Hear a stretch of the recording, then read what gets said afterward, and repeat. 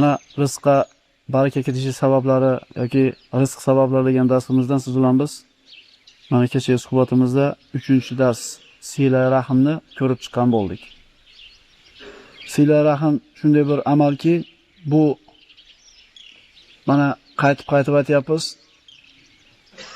Rizqqa taalluqli bo'lmagan chog'ida ham birodarlar o'zi Alloh taolo tomonidan buyurilgan amal. Buni qilishimiz kerak. Lekin xosatan mana shu siz bilan biz rizqimizga to'g'ridan-to'g'ri aloqasi bo'lganligi uchun shunga bir ishora qilib gapirilyapti. Rasululloh sollallohu alayhi vasallam hadislarda marhamat qildi: "Man surrahu an yubsata lahu fi rizqihi va yansalahu fi atarihi falyasir rahimahu."